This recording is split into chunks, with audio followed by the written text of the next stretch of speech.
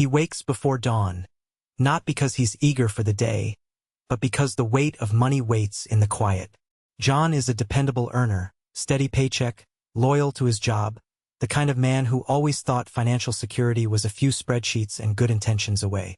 In the kitchen, under a single bulb, he spreads last month's bills across the table.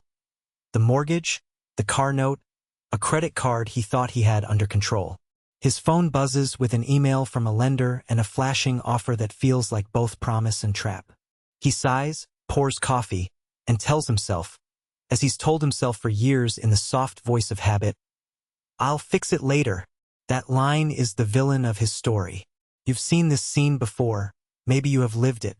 The small joys that become costly. A weekend splurge here, a subscription there, one too many dinners out. Alone they felt harmless. Together they built a wall. John's impulses weren't reckless. They were comforting, quick fixes for the long ache of wanting more. More freedom, more respect. A life that matches the dreams he had in his 30s. But comfort bought with cash he didn't realize he was burning becomes stress, late nights, and a quiet shrinking of possibility. I meet John at that table. I don't lecture, I listen. I ask him where he wants to be in 5 years, and he struggles to answer because the noise of daily survival has muffled his dreams. That's the turning point, the moment you realize your habits are not destiny. If any part of this scene touches you, tap like so I know to keep guiding people like you. Tell me in the comments, what is your biggest financial pain right now? Impulse spending, debt, retirement worries, or something else? I'll pick the most common answers and address them directly. If you're ready for a real change, stay with me and subscribe. There's no gimmick here, only clear steps. Next, I'll reveal the single biggest reason your money disappears and the immediate mindset shift that rewrites John's future, and can rewrite yours too. There's a moment in John's story that plays out like a slow-motion scene, the kind that gets seared into the memory. It's 10:37 p.m. The kitchen light buzzes. Empty coffee mug. A pile of unopened bills. His laptop glowing with a bank statement that doesn't add up. He leans back, rubs his temples, and tells himself the same line he's told for years. "I'll fix it later." The words come soft, almost a promise. But they've become a habit, a reflex that protects him from the sting of real choices. Earlier that week he'd stood in a mall, credit card in hand, convinced the purchase would make the stress disappear. In the store he told the salesperson a joke, smiled, swiped. That little dopamine hit masking the broader erosion happening in his life. At work he's competent, dependable. Friends admire his steady paycheck. At home the closet hides boxes he never had the courage to open. Bills stack, small loans accrue interest, and every month the same conversation with himself ends in postponement. "Next month I'll be stricter," he promised last month. Next month has become a castle built on shifting sand. You can see the tiny cracks widen. The nights of restless sleep, the air of resignation at the family table, the postponed dreams. A longed-for trip, a home repair, even the nagging fear that retirement might arrive without enough cushion. Calls from lenders feel louder. He begins avoiding friends who ask about plans, ashamed that, despite working hard, he cannot translate income into growing security. There's a human cost here beyond numbers. John's self-worth starts to measure itself in receipts. His relationship with money becomes emotional, impulse for comfort, avoidance for fear, and chains him to a loop. The turning point comes not from a dramatic revelation but from a quiet, honest question he hears from somewhere inside. What am I protecting by delaying the fix? That question is the crack that will let light in. If any part of John's nights and that familiar excuse, "I'll fix it later," hits home for you, pause for a second. Like this video, and drop your biggest financial pain in the comments. I read them and I will address the top ones in the next video. Stay with me because in the next part you'll see the exact moment John chooses differently, and the precise first move that set him on the road to real prosperity. The kitchen light hummed low as John sat at the table. A crater of unpaid bills spread before him like a map of choices he'd been avoiding. He rubbed his forehead, the same way he'd rubbed his eyes during frantic late night scrolling at online stores. "I'll fix it next month," he had told himself for years. A sentence that had become a ritual, a promise to an imaginary future that never showed up. Across from him, Anna, his partner, folded her arms and looked at the credit card statement as if it were a foreign language. "We can't keep doing this," she said softly, not angry but tired. The sting in her voice landed harder than any creditor's call. Flashbacks flickered. Impulse purchases at the mall, celebratory dinners that blurred into overspending, the thrill of buying something new to silence a day's stress. Each small surrender had built a wall, not of bricks but of habit. The creditors called. The car needed a repair. A medical bill arrived like an unexpected storm. John realized the cost wasn't just numbers on a page. It was late nights, frayed nerves, postponed dreams. He remembered promising his kids a summer trip, a quiet dream he now had to explain away. That night he did something different. He opened a fresh notebook and wrote, with a hand that trembled a little. "Where did my money go?" Line by line he tracked the crumbs. Subscriptions he forgot, lunches bought out of convenience, the slow drip of small indulgences. As he wrote, the haze lifted. The problem wasn't his income. It was the invisible leaks and the comforting lie of later. This was the single biggest reason money disappears. Choices made in moments, defended by tomorrow's promises. When I first met John, I sat across from him and asked one simple question. "What are you defending with these purchases?" He looked up, surprised, then quiet. "I thought they made me feel secure," he admitted. That honesty was his first real pivot. It wasn't dramatic. No sudden windfall, no magic fix. Just a clear-eyed acceptance that habits, not fate, had him stuck. If any of this hits home, leave a like and tell me your biggest financial pain below. Subscribe and follow John's next step. The mindset shift that turns small choices into lasting prosperity, and the practical routine he used to stop the leaks for good. The kitchen light hummed low as John sat at the table. A stack of receipts fanned out like evidence.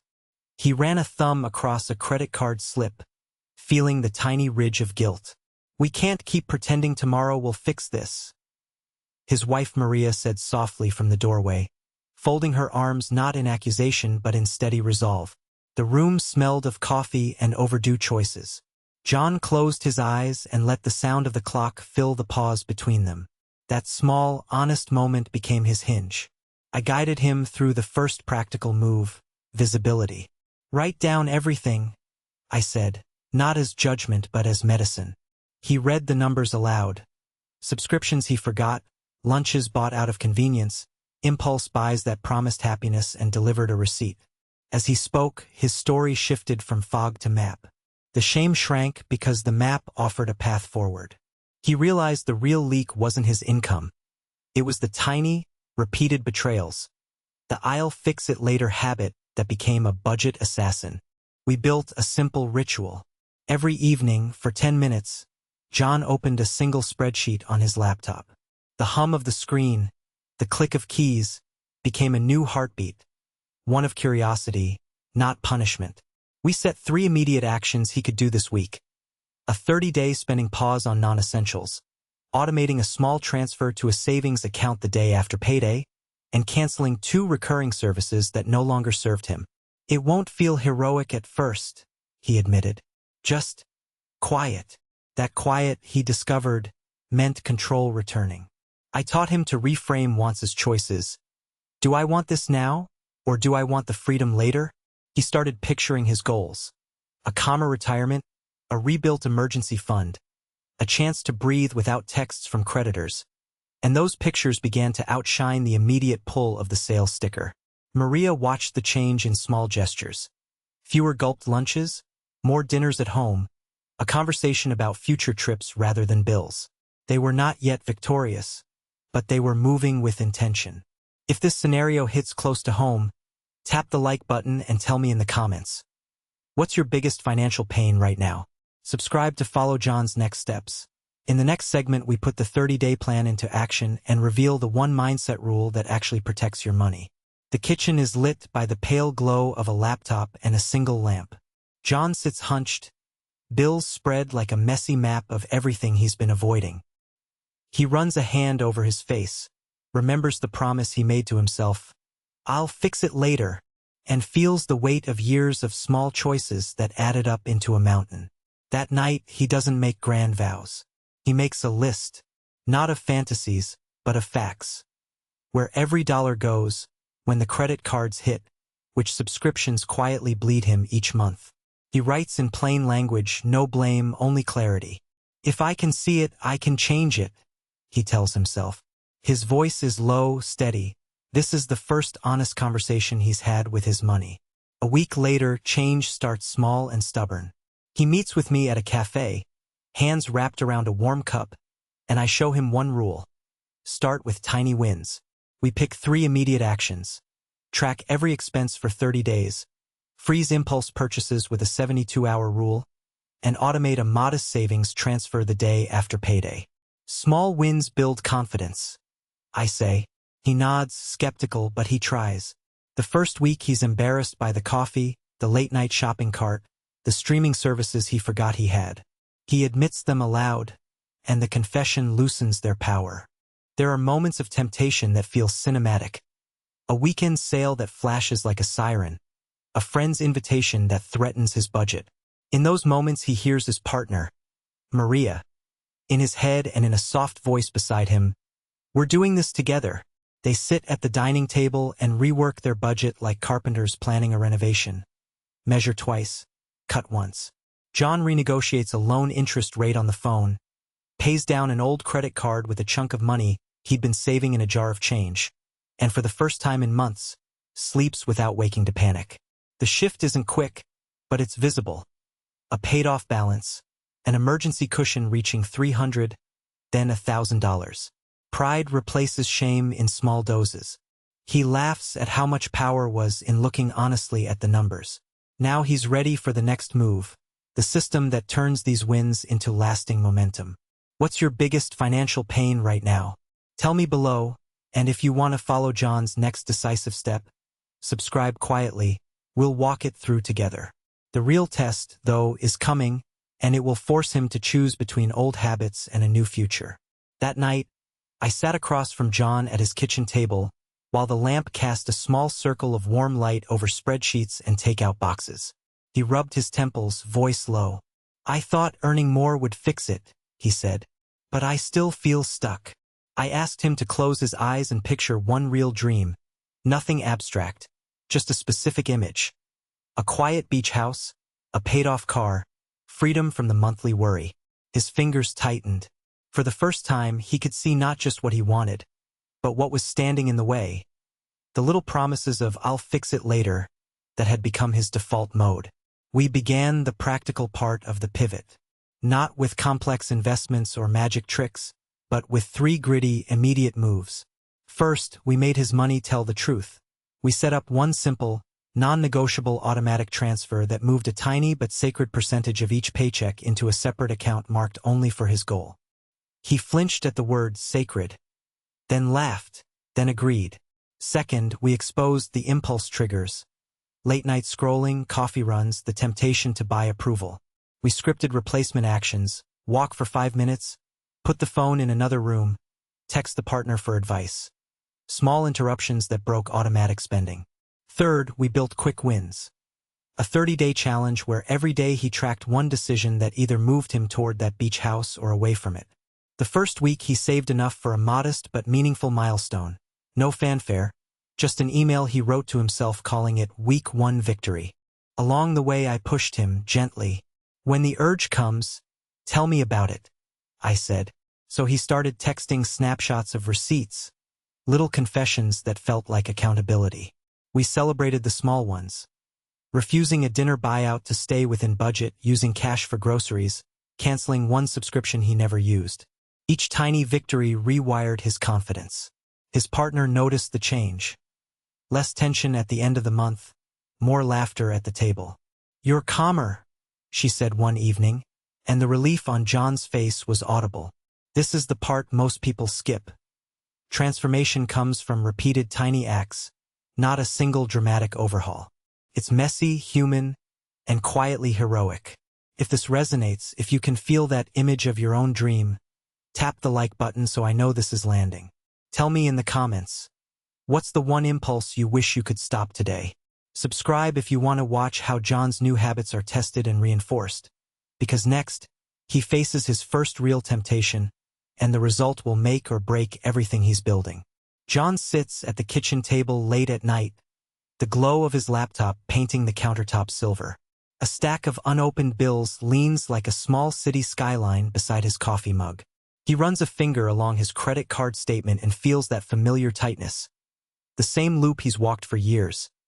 Earn, impulse, regret, promise to fix it later. This time something's different. He remembers the moment of truth. His daughter's voice asking if they could finally afford piano lessons. That simple ask cracked something open. I don't want to keep pretending I've got it all under control, he tells his wife softly. She reaches across, squeezes his hand, and they make a pact. No quick fixes, no shame. Only small, auditable steps. The first scene of the recovery is almost mundane. They pull up a blank spreadsheet, label columns, and create 3 buckets: essentials, buffer, and goals. They write down real numbers, not guesses. The air in the room shifts from panic to possibility. Over the next weeks, we watch John practice discipline like an athlete trains a muscle. On Tuesday nights, he brings cash envelopes to the drawer. He notices how handing over paper feels different than swiping a card. On Saturday mornings, he walks past the mall and instead buys a used book at the flea market. A tiny ritual that replaces impulse with choice. When cravings hit, he records them for 24 hours before deciding. That pause dismantles the automatic, by now, reflex. There are setbacks. A surprise car repair threatens to erase progress. And for a night, John scrolls the accounts with that old sinking feeling. But the buffer fund, however modest, absorbs the shock. The emotional arc matters as much as the numbers. Each time he resists, his confidence grows. He begins saying, "I'm building something that lasts." And it sticks. We show, not lecture. A close-up on the growing emergency balance, the payoff of the smallest debt line, John teaching his daughter how to track allowance with a jar. Small wins compound. He learns to ask better questions of himself. Is this purchase serving my future self? Will it move me toward the life I want? If this resonates, tell me, what's your biggest money pain right now? Drop it in the comments and I'll address it in the next video. Subscribe if you want simple, step-by-step guidance. In the next part, I'll walk you through the exact 3-week plan John used to lock these habits in, a plan you can start tonight. That evening, the kitchen light cast a warm circle over John's scattered receipts. He sat across from Maria, his wife, 2 cups of coffee gone cold, and for the first time in months he felt something other than panic. A plan. We'll start small, he said, voice steady. One rule. Every paycheck, 20% goes to future us before anything else. Maria nodded, relief softening her eyes. The house that had felt tight with worry the whole year suddenly breathed. The next weeks were cinematic in their quiet victories. John installed an app, automated transfers, and labeled jars emergency, freedom, fun like a ritual.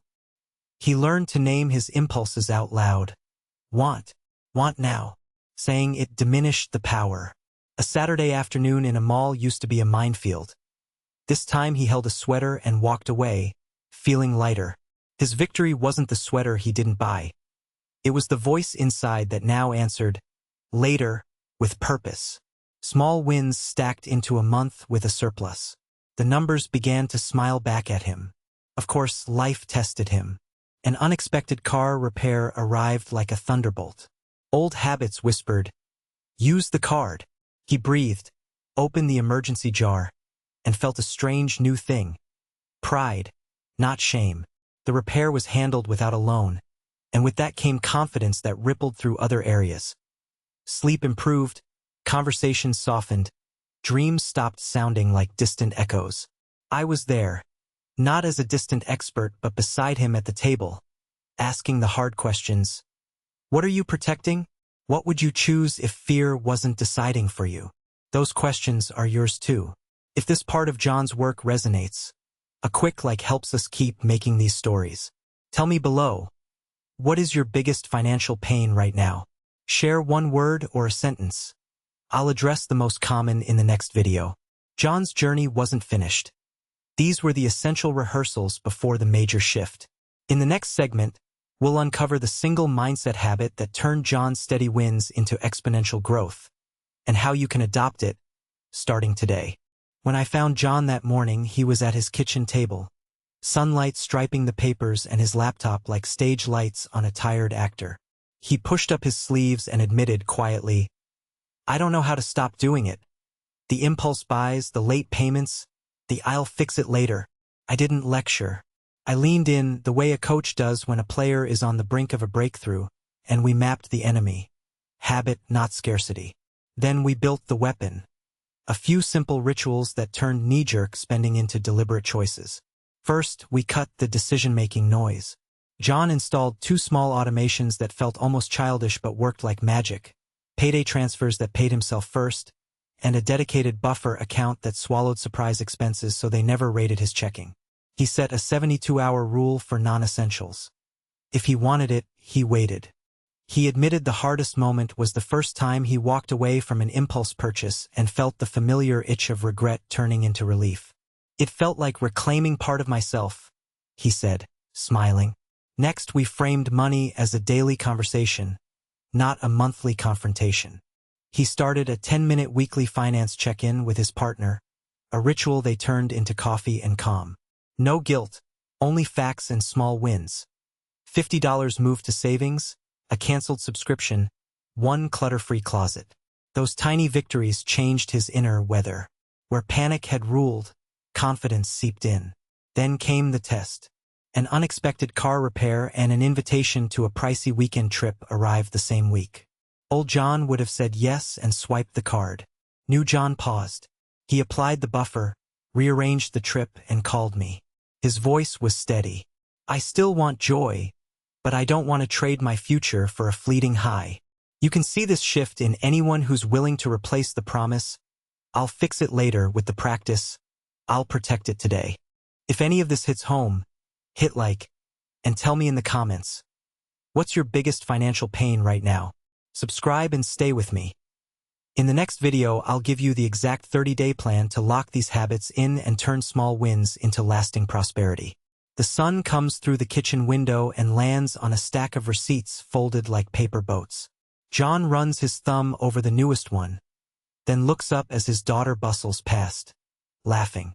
For years, that small, frantic paper trail felt like proof the world was against him, until it wasn't.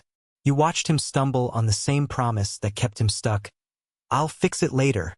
You saw how that whisper tightened around his choices, how impulse bought him comfort for a night and regret for months. But you also watched the pivot, the quiet, stubborn decision that changed everything. Picture the night he sat with his wife at the kitchen table, the lamp warm, the spreadsheet open. She reached across and squeezed his hand. "We can do this," she said. He laughed, then took a breath and said aloud the thing he'd been hiding from, "I want our life back." That moment, simple and human, is the seed of real prosperity. It wasn't a magic windfall. It was a set of small, relentless habits. Naming the triggers, setting guardrails around impulsive moments, automating the future before temptation caught him. From here, imagine the scenes that followed. The first small victory of a saved emergency fund. The calm of a bill paid without worry. The thrill of a debt line shrinking each month. Those are not dramatic leaps. They're the steady footsteps of someone who chose discipline over denial. And the mindset shift that created that change is yours to borrow. Treat wealth as a habit, not a mystery. Protect your future self like you would a loved one.